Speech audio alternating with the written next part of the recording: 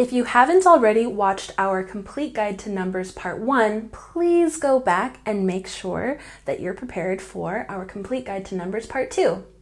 Of course, you know how to count, but there's much more to numbers in English than simply counting.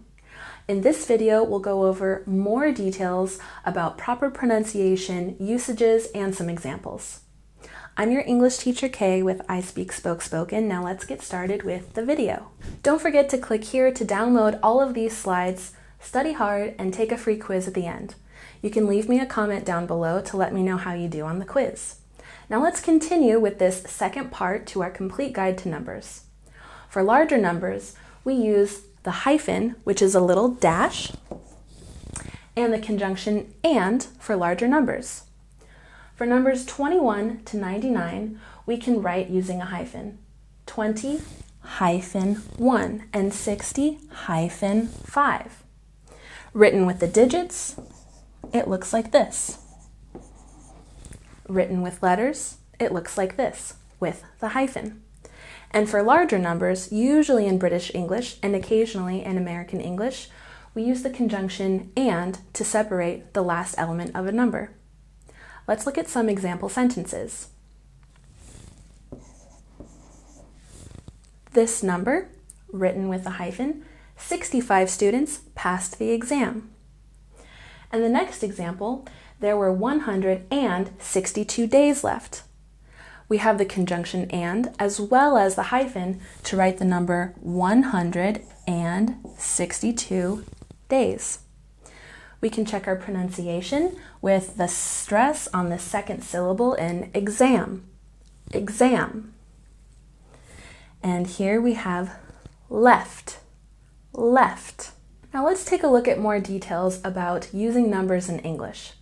When we're talking about general amounts that are not specific, as in amounts we have a rough idea of but we can't count every single item, we can simply say hundreds, thousands, millions, billions.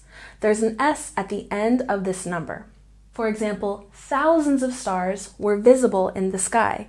We can't count every single star that's in the sky, but we know that there are thousands which are visible.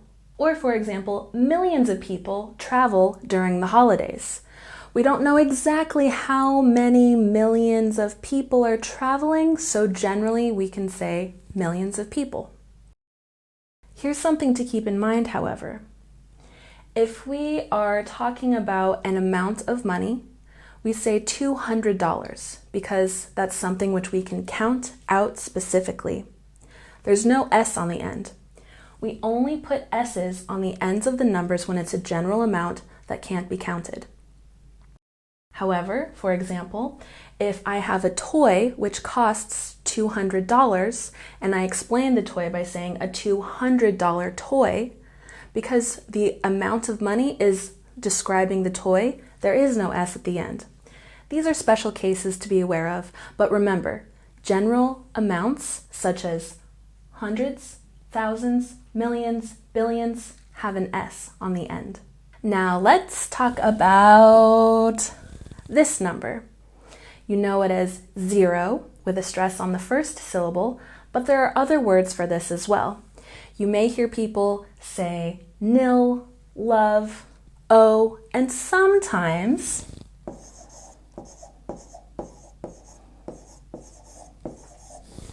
goose egg. You won't hear this as often, but if it does come up, you'll have an edge against other English students knowing that it means 0. Here are some example sentences. The game ended in a 0-0 draw. For example, a game which is keeping score where each team only has a score of 0 can be called a draw. In tennis, the score was 40-love, or the score was 40-0. Or the final score was 2-0 in favor of the home team. The score was 2-0 in favor of the home team means that the home team has the score of 2. Now let's go back and check pronunciation. You know that 0 has stress on the first syllable. 0, 0. If you're using some of the other names for 0, such as O, like the letter O, O. and nil, nil, nil. Or love, love, love. Now let's take a look at digits and decimal numbers. Decimal numbers include a whole number and a part which is separated by a decimal point or a period. When we say these kinds of numbers, we simply say point between the whole number and the part. Let's look at some examples. This is said 3.14. Or, for example, the measurement was 7.62 centimeters. Or he ran the race in 9.58 seconds. Something to keep in mind is that occasionally you may hear decimal numbers said differently. This number could be said as 2.5 or 2.5. And let's take a look at pronunciation.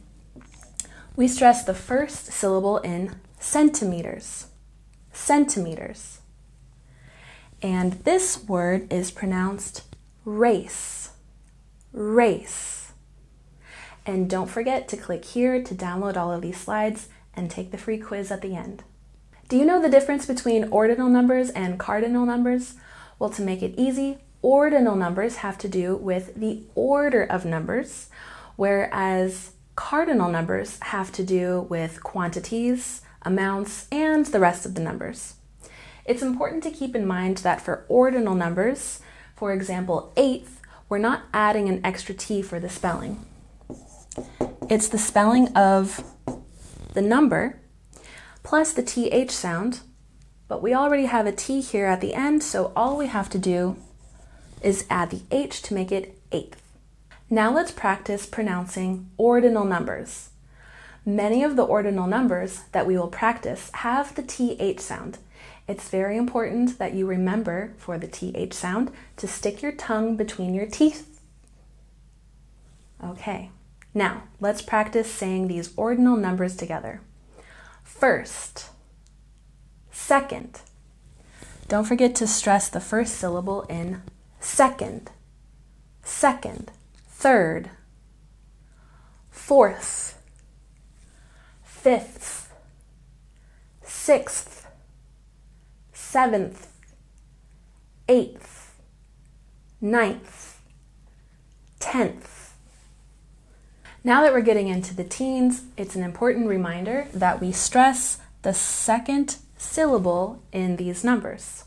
11th, 12th, 13th, 14th, 15th, 16th, 17th, 18th, 19th. And here, once we get to the tens, we stress the first syllable, 20th. Now we're going to do a bit of a pronunciation exercise by working backwards from 20th to 11th. This might be a little tricky for your brain, but it's going to really help you practice your pronunciation. Make sure that you focus on putting your tongue between your teeth for the TH sound at the end. And keep in mind stressing the proper syllable. In the teens numbers, we put the stress on the second syllable. Ready to start backwards? Okay, here we go. 20th, 19th, 18th, 17th, 16th, 15th, 14th, 13th, 12th, 11th. How did you do? Could you go as fast as me? As you remember from part 1 about numbers, numbers in the tens have a stress on the first syllable. For example, 20. However, in these numbers, 21, 22, the stress is on the last syllable. And because these are ordinal numbers, we're adding an ST sound at the end. So this number is pronounced 21st with a stress on the last syllable. I'll go through and say all of these. Practice pronouncing them just like me. 21st, 22nd, 23rd, 24th, 25th, 26th, 27th, 28th, 29th, and 30th. If we're simply saying this ordinal number, the stress goes back to the first syllable. As you remember, numbers in the tens have a stress on the first syllable. It's important to remember when pronouncing ordinal numbers for numbers in the tens that there's a TH sound at the end, so stick your tongue between your teeth. Something else to keep in mind is spelling. I often see my students make this mistake.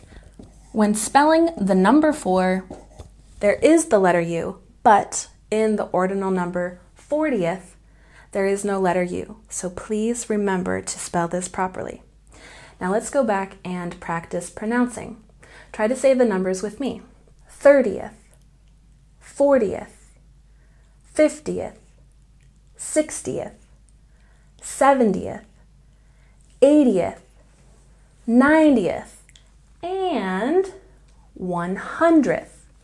There's a stress on the second syllable in the number 100th. After spending all of that time looking at ordinal numbers, it's important to take a look at some examples of sentences using ordinal numbers or showing the order of things. For example, he was the first to arrive. Or she finished the race in 8th place. Today is the 22nd of April. His birthday is on the 3rd of March. Or you can say on March 3rd. And they were the first 3 teams to finish. And as you can see, we have phonetic transcriptions in red to help you continue improving your pronunciation, so let's practice together. Arrive has stress on the second syllable. Arrive, arrive. And 8th has this TH sound. 8th. 8th. And place, place, place. April has a stress on the first syllable. April, April. And birthday has a stress on the first syllable. Birthday, birthday. And March has the CH sound at the end. Ch, March. March, March. And finish has stress on the first syllable. Finish, finish. Now let's take a look at percentages. Sometimes you may see the symbol used for percent, and often you will see it written. Pronunciation is important here because if you put the stress on the wrong syllable, it may sound like another word, leading to confusion. So remember to put the stress on the second syllable, percent, percent. And there's no S at the end, no S. That's another mistake I often see my students make. So remember, stress on the second syllable and no S, percent. We can look at some example sentences like 75% of the class passed the exam, or only 10% of applicants get accepted. That's it for our part 2 for Complete Guide to Numbers. Don't forget to click on the little I to download all of these slides and take the quiz at the end. Another important thing that you can do is click here to watch the video, which will tell you more about your level in English. Are you beginner? Probably not if you were able to follow along. Or maybe intermediate or advanced, even expert? Make sure that you watch the video here for more info, and I can't wait to teach you again. My name's Kay with ISpeakSpokeSpoken, and I'll see you next time. Bye!